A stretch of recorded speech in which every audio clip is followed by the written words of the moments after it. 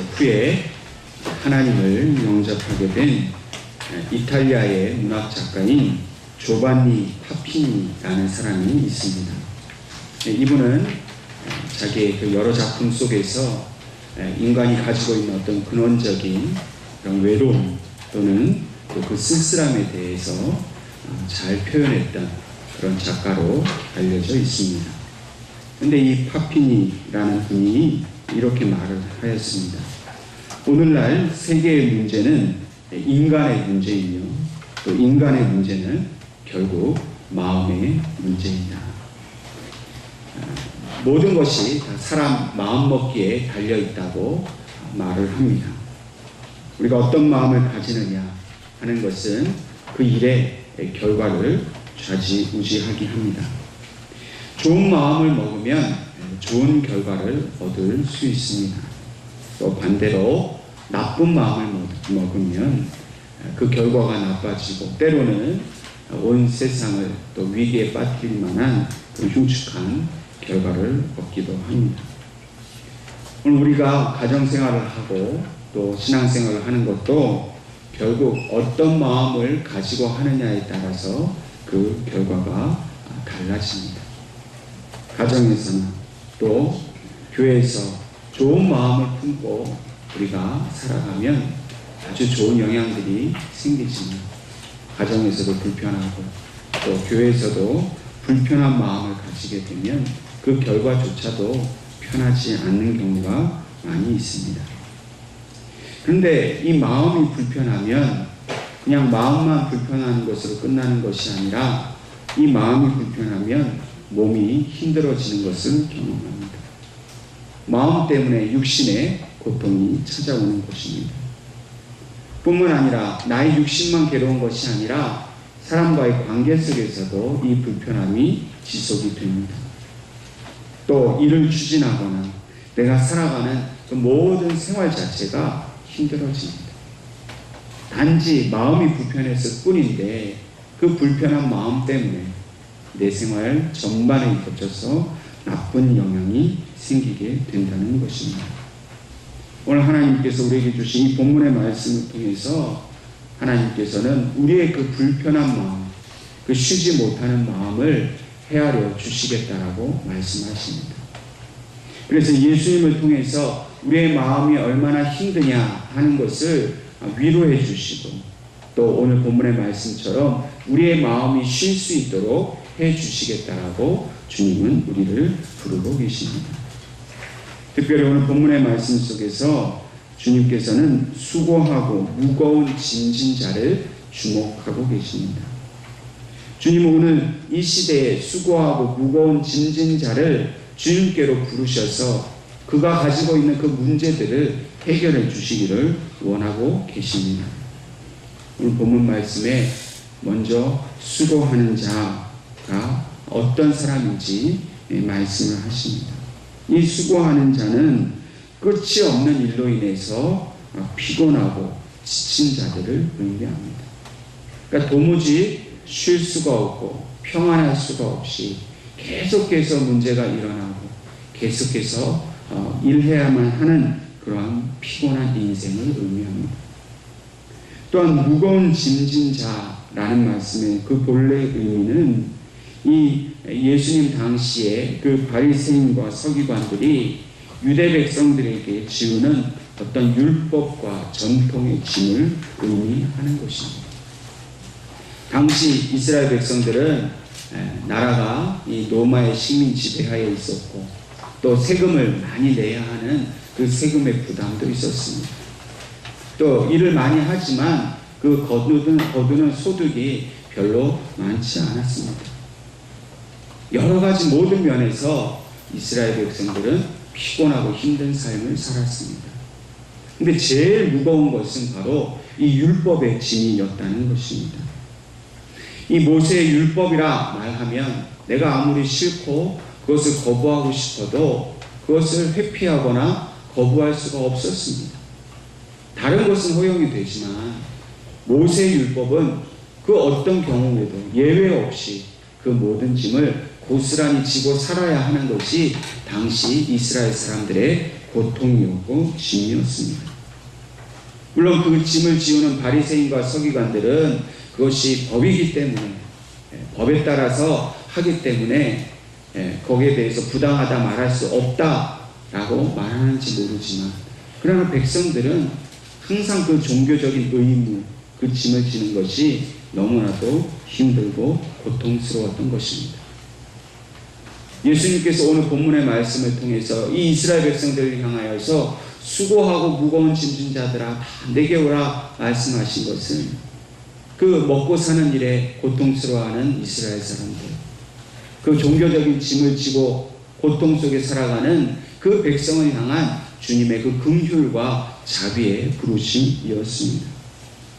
그러므로 너희가 그 모든 짐을 다 내게로 가지고 오라. 그러면 내가 너희를 쉬게 하리라 하는 것은 주님께서 그 당시 그 백성을 향하신 그 해방을 선포하시는 말씀이었습니다.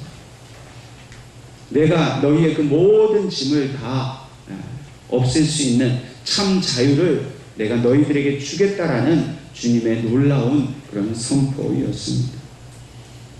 오늘 우리들도 예수님 당시에 그 이스라엘 백성과 같이 끊임없이 수고하고 또 무거운 짐을 지고 가는 자들이라 주님은 말씀하십니다.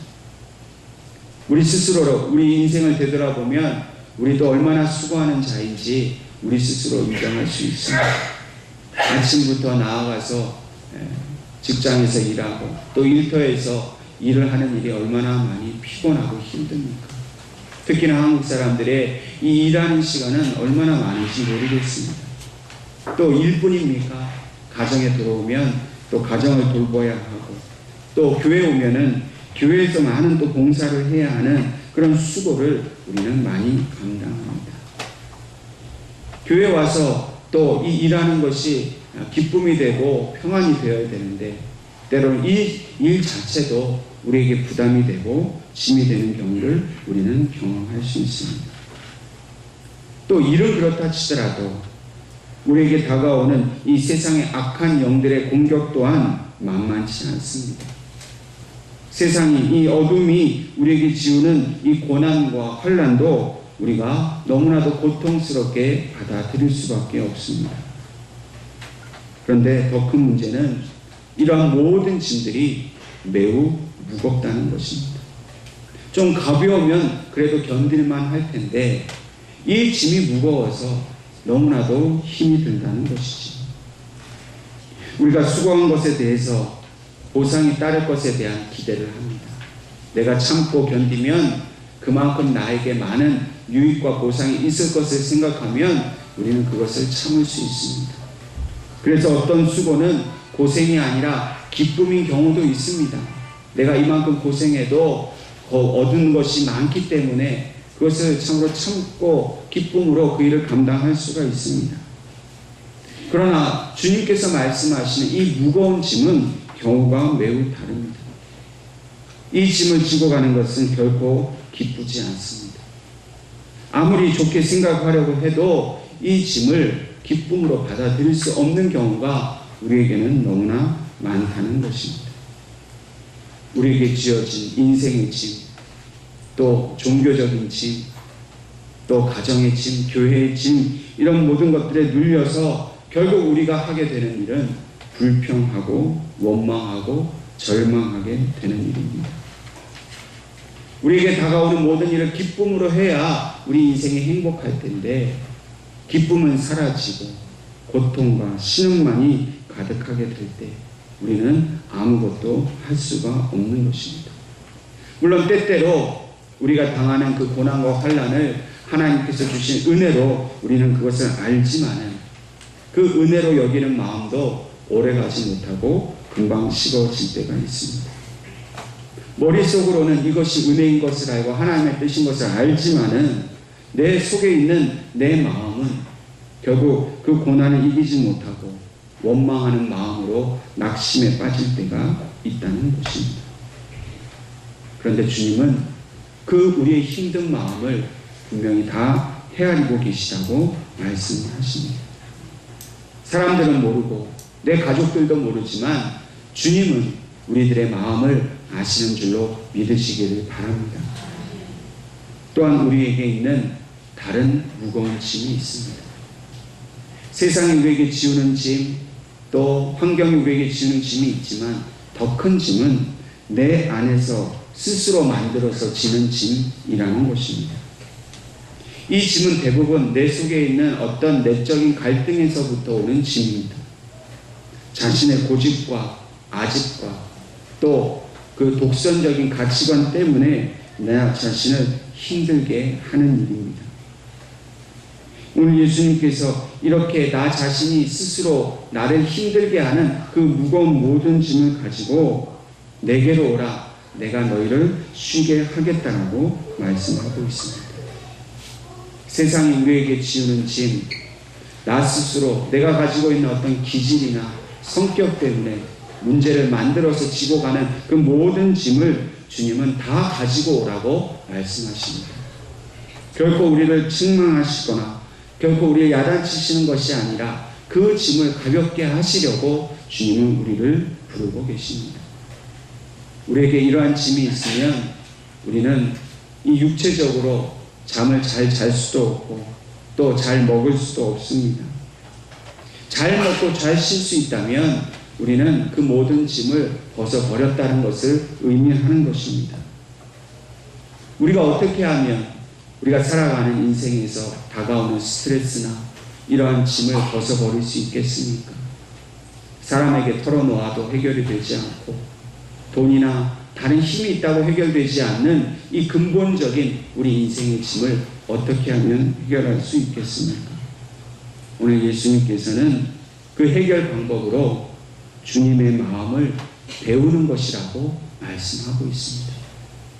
예수님의 그 온유하고 겸손한 마음을 배우기만 하면 우리의 모든 무거운 짐을 다 벗고 우리는 참된 안식과 쉼을 얻을 수 있다라고 말씀을 하고 있습니다. 오늘 주님께서 배우라 하신 그 마음은 어떤 마음입니까? 그것은 바로 온유와 겸손하신 주님의 성품입니다.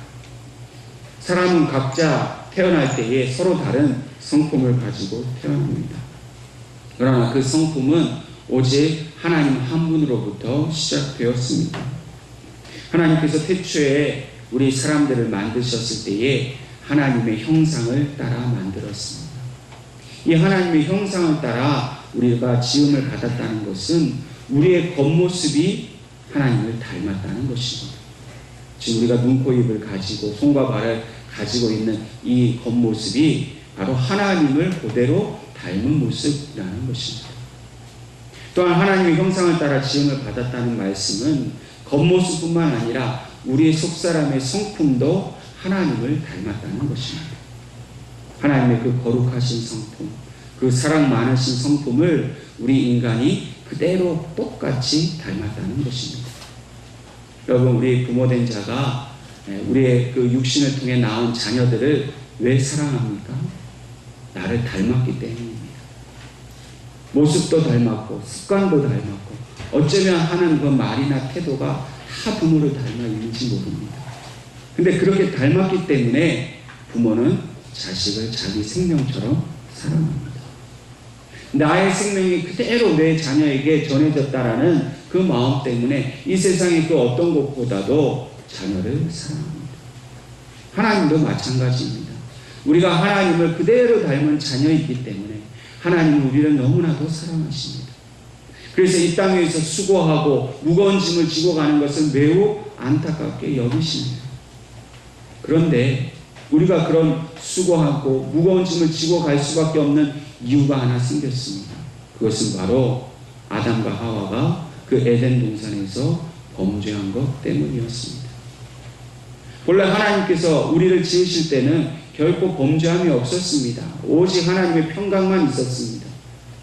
그러나 사단의 시험으로 인해서 죄가 우리 가운데 오고 하나님 앞에 거짓말하고 그 에덴 동산에 쫓겨나면서 우리의 그 본성이 깨어지게 된 것입니다. 하나님을 닮았어야 할 우리의 그 성품이 이제는 악한 것들을 담게 되었다는 것입니다. 그리고 이 죄의 모습이 바로 우리의 속사람의 본질을 결정해 버렸습니다. 그래서 우리가 아무리 하나님의 성품을 회복하려고 하고 하나님 아버지를 닮아가려고 하지만은 이미 깨어져 버린 우리의 마음이 더 이상 하나님을 닮아갈 수 없도록 만들었습니다. 우리가 어린 아기가 태어나면 그 태어난 아이를 볼 때에 아무도 그 아이에게서 악함을 찾아볼 수 없습니다. 우리가 표현할 때 천사 같다. 너무 순수하고 깨끗해 보인다. 그렇게 겉모습은 그렇게 보이지만 그 아이도 뭔가 자기 것을 추구하고 욕심을 부리는 모습을 봅니다. 가르쳐 주지도 않았는데 내 거라고 움켜쥐고 빼앗기지 않으려고 합니다. 내 것을 다른 아이가 가지고 있으면 그거 뺏어오겠다고 물고 핥히고 합니다. 아무도 가르쳐 주지 않았는데 그 순수해 보이는 아이조차도 그 심령 속에는 본성으로 죄의 모습을 가지고 태어난다는 것입니다. 오늘 우리의 문제는 그렇게 겉모습으로는 하나님을 닮았지만은 그러나 속사람으로는 더 이상 하나님을 닮지 못하고 이 악한 것을 닮아가고 있기 때문에 우리 속에 있는 그런 어떤 내적 갈등으로 인해서 우리는 스스로 무거운 짐을 지고 가게 된 것입니다. 사도 바울은 이 문제에 대해서 이렇게 고백을 합니다. 선을 행하기 원하는 나에게 악이 함께 하는도다. 오호라 나는 공고한 사람이로다. 누가 나를 이 사망의 몸에서 건져주리라. 사도 바울조차도 하나님을 닮기 원하고 하나님을 쫓아가기 원하는 그 마음과 자기 마음속에 그 악의 모습을 닮아 죄를 지으려고 하는 이 두 가지 마음이 나를 불쌍한 사람으로 만든다라고 그렇게 그 고통을 신음을 토로하고 있습니다. 그런데 사도 바울이 이 갈등과 이 고통 가운데 그가 발견한 것은 무엇입니까? 우리를 사랑하시는 예수 그리스도로 말미암아 내가 감사한다. 그의 해답은 바로 예수님께 있었습니다. 그 모든 죄의 문제, 그 모든 무거운 짐의 문제는 오직 예수님께서만 해결하실 수 있다는 것을 사도 바울은 고백하였습니다. 오늘 우리에게도 우리가 가지고 있는 이런 내적 모든 갈등들은 오직 예수님께서만 해결해 주실 수 있는 것을 믿으시기를 바랍니다. 물론 우리에게는 참 그 하나가 되기 힘든 그런 선천적인 기질이라는 것이 있습니다. 물론 이 기질조차도 하나님께서 우리에게 창조해 주신 것입니다. 사람마다 서로 다른 기질을 가지고 그래서 각자가 그 개성을 가지고 살도록 하신 것이 그런 하나님의 뜻입니다. 그러나 문제는 이 기질이 다른 것 때문에 우리에게 늘 다툼이 일어난다는 것입니다. 특별히 부부간에 이렇게 살다 보면 기질이 서로 다른 그런 부부간에는 항상 이런 문제가 있습니다. 그래서 서로를 바라보면서 달라도 너무 다르다 이러면서 서로에 대한 불만족을 가지고 살아가게 되지요.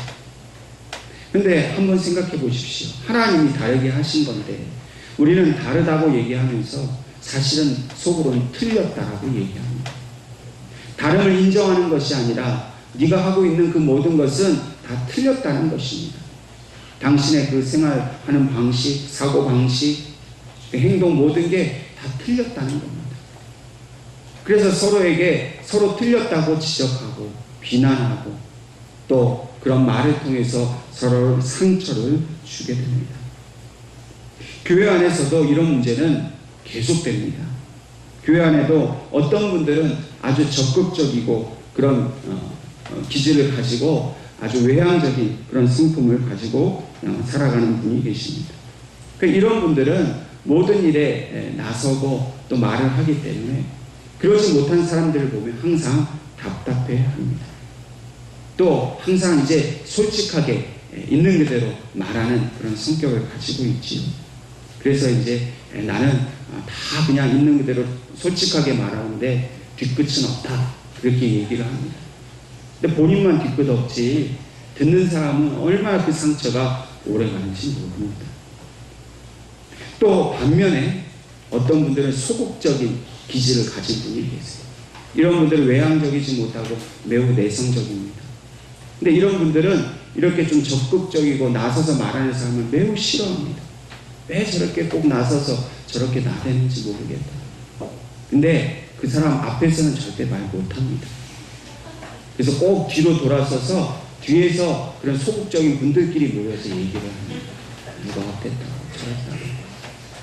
근데 문제는 그렇게 말하고 끝나면 되는데 그중에 꼭 한 분은 또 그 얘기를 그대로 가서 좀 전하지. 말하지 마라 하는 그 얘기까지 다 가서 전해서 그래서 또 싸움이 되고 분쟁이 됩니다. 왜 그런 말을 했느냐? 저렇게 했느냐? 그러니까 이 기질이 다르니까 서로가 그것이 보완이 되고 포용이 되는 것이 아니라 그것 때문에 늘 교회에 다툼이 생깁니다. 그럼 많은 교회들이요, 무슨 어떤 외부적인 핍박이나 어떤 외적인 문제 때문에 교회 분쟁이 생기는 경우는 거의 없습니다. 대부분의 문제는 성도 간의 기질 차이로 교회 문제가 생깁니다. 그것이 결국 교회가 갈라져야 할 만큼 큰 위기가 되는 경우도 우리는 자주 찾아볼 수가 있습니다. 그럼 하나님께서 이렇게 우리가 교회를 이루고 한 공동체를 이룸에 있어서 방해가 되고 다툼이 되는 이런 서로 다른 기질에 대해서 우리 하나님께서는 어떻게 우리가 하기를 원하실까요? 물론 천성은 바뀌기 힘듭니다. 기질은 바꾸기 힘듭니다. 그렇기 때문에 하나님은 우리가 서로 다른 것을 인정하기를 원하고 계십니다. 틀렸다라고 말하고 그 기질이나 성질을 뜯어 고치려고 하지 말고 있는 그대로 인정해 주라는 겁니다. 적극적인 기질을 가진 분은 소극적인 분들을 인정해 줘야 합니다. 소극적인 분들은 적극적인 분들을 인정해 줘야 합니다. 내가 못하니까 저분이 저렇게 나 대신 앞서서 하시는 거예요. 또 내가 이렇게 하다 보면 실수가 많으니까 저렇게 신중한 분들이 내 곁에서 좋은 조언을 해줄 때 내가 그것을 통해서 실수하지 않아야겠다. 서로가 서로를 인정해주면 아무 다툼이 없습니다. 오늘 하나님께서 오늘 우리에게 한 같은 마음을 주셔서 우리 모두가 서로를 인정하는 그런 주님의 마음을 닮아갈 수 있기를 간절히 바랍니다. 다른 사람에 대해서는 인정해 주지만 그러나 자기 자신에 대해서는 자기의 모습을 바꾸려고 노력해야 합니다. 나는 이렇게 생겨 먹었으니까 나 편하게 살겠다 이렇게 하지 않아야 합니다. 다른 사람의 그런 불편한 마음을 헤아려서 나에게 이런 부족한 점이 있으니 상대방을 위해서 이런 모습들을 바꾸어가고 고쳐가야겠다라는 그런 태도를 가져야 하는 것입니다. 그런 태도가 바로 주님의 마음입니다. 주님께서 말씀하신 것처럼 나는 온유하고 겸손하다 하신 그 말씀이 바로 주님처럼 자신의 모습을 되돌아보고 다른 사람을 위해서 나의 모습을 조금이라도 바꿔가는 그 마음인 것을 우리에게 말씀하십니다. 또한 내가 변화받음으로 주님께서 오늘 약속해 주신 그 참 쉼을 얻을 수가 있습니다. 그럼 한번 생각을 해보십시오. 그냥 내 마음에 들지 않는 거 다 바꾸고 싶어서 가족들 성격도 바꾸고 교회 다른 사람들의 성격도 다 바꾸면 그러면 내 마음이 참 쉼을 얻을 수 있겠습니까? 불가능한 일입니다. 나는 변하지 않고 내 있는 모든 환경과 내 주변에 있는 모든 사람의 기질을 다 뜯어 고칠 수는 없습니다. 진정한 쉼은 다른 사람의 모습을 그대로 다 인정해주고 나의 기질을 바꿀 때 주님이 주시는 그 참 쉼을, 그 마음의 쉼을 얻을 수가 있다는 것입니다. 나는 옳고 다른 사람은 틀렸다는 마음에는 결코 주님의 온유와 겸손한 마음이 임할 수가 없습니다. 오늘 저와 여러분이 내 모습을 다시 한번 되돌아볼 수 있기를 바랍니다. 나는 다른 사람에 대해서 또 교회에 있는 다른 성도에 대해서 늘 비난하고 비판하고 다른 사람 틀렸다라고 지적만 하는 그런 마음이었는지 아니면 나의 부족함, 나의 연약함을 되돌아보는 그런 마음인지 여러분이 되돌아보시고 내가 오히려 노력하고 나의 것을 바꾸려고 할 때에 주의 성령께서 우리의 마음속에 예수님의 그 온유와 겸손의 마음을 주실 줄로 믿습니다. 그러므로 주님의 온유함을 배우는 것은 모든 다툼과 갈등을 치유하는 유일한 해결책입니다. 예수님이 어떻게 온유하셨습니까? 예수님께서는 자신의 제자인 가룟 유다가 예수님을 제사장들에게 팔아넘길 것을 아셨습니다. 모르고 당하셨으면 어쩔 수 없었다 그러지만 예수님은 아시면서도 당하셨습니다. 여러분, 우리가 만약 예수님과 같은 입장이었다면 어떻게 하겠습니까? 야, 너 나를 팔려고 그래? 내가 너 가만두지 않겠어. 아마 우리는 분노하고 그 가룟 유다를 죽일 듯이 미워했을 것입니다. 그러나 예수님은 가룟 유다에 대해서 한 말씀도 하지 않으셨습니다.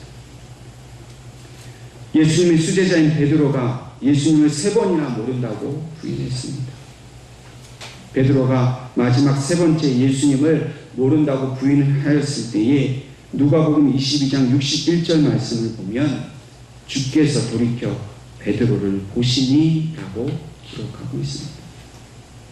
여러분, 예수님이 베드로를 그 3번째 부인할 때 왜 보셨겠습니까? 너 나를 이렇게 배신할 수 있어? 내가 너를 용서하지 않을 거야. 그런 분노의 마음으로, 그런 눈빛으로 보신 것이 결코 아니었습니다. 베드로야, 네가 그렇게 약해서 나를 부인할 수밖에 없구나. 불쌍히 여기시면서 긍휼의 마음으로 온유한 눈빛으로 예수님은 베드로를 보신 겁니다. 오늘 저와 여러분은 예수님이 가지셨던 이 온유의 눈빛을 가져야 될 줄로 믿습니다. 남편과 아내가 이제는 더 이상 마음으로 무시하고 비난하는 그런 눈빛이 아니라 예수님과 같은 온유하고 긍휼한 그런 자비의 눈빛으로 바라봐야 될 줄로 믿습니다. 교회 안에서도 형제와 자매들 간에 이 주님의 마음으로, 주님의 눈빛으로 서로 바라볼 수 있어야 할 것입니다. 그리할 때에 우리 가정의 모든 다툼이 사라지고 우리 교회에 있는 모든 아픔과 상처가 치유될 줄로 믿습니다.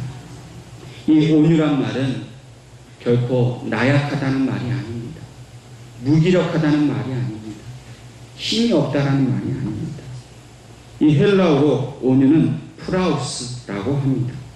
이 말의 본래 뜻은 이렇습니다. 부드럽고 온화한 친절, 마음이 조급하지 아니하고 너그러운 상태, 경솔하지 않고 침착한 상태, 마음이 여유로운 상태, 극단에 서지 않는 마음을 의미합니다. 또한 라틴어로 이 온유는 미티스라는 말입니다.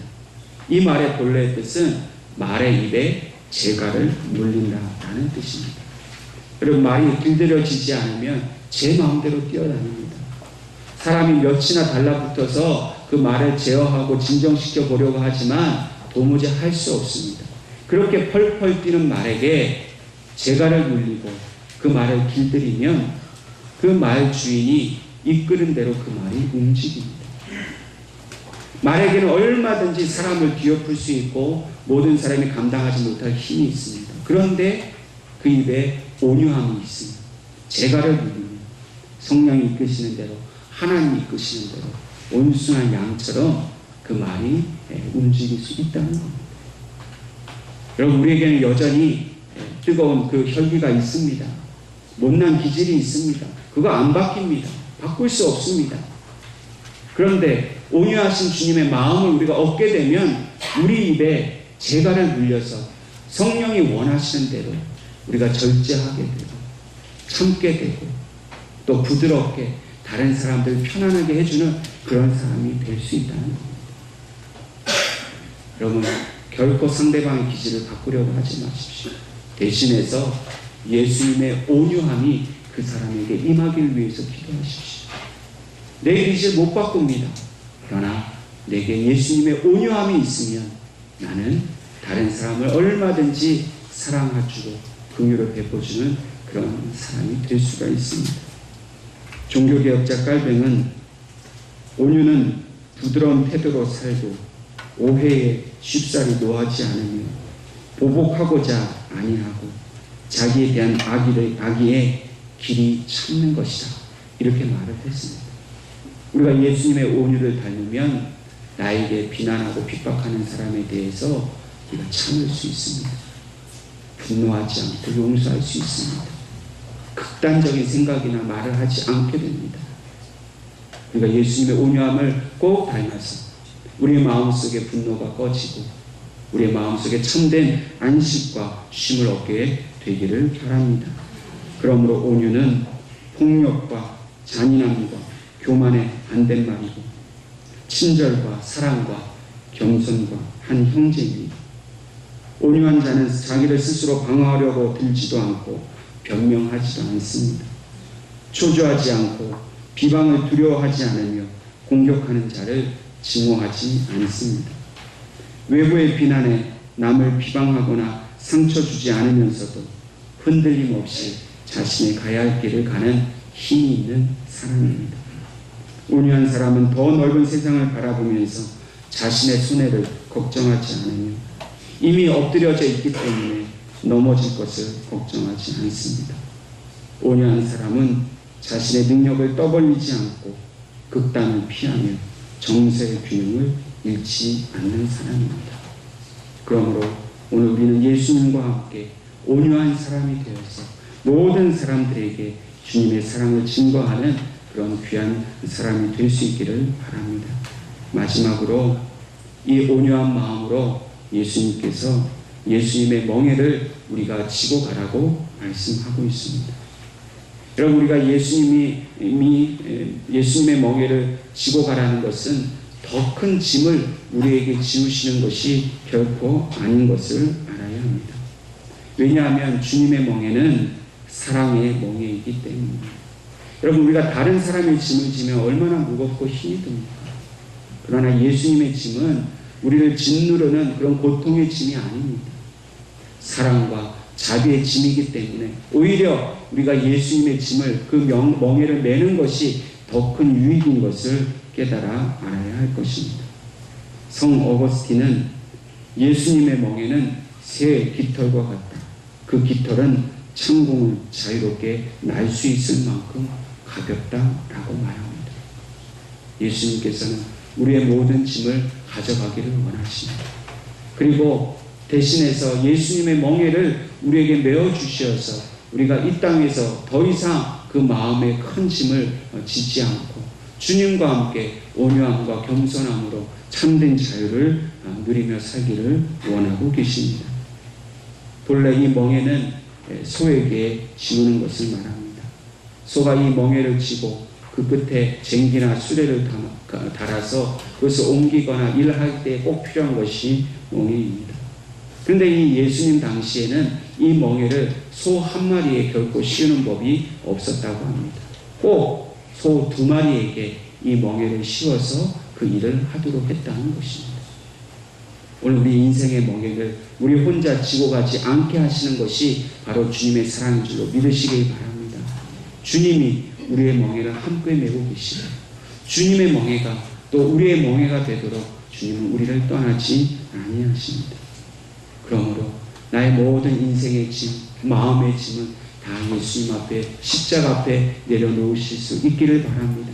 그리고 주님이 주시는 참된 평화와 자유를 얻고 온유하신 주님의 모습을 닮아감으로 이 땅에서 이 세상 사람들은 결코 얻을 수 없는 그 참 안식과 쉼을 여러분들이 누리실 수 있기를 주님의 이름으로 축원합니다.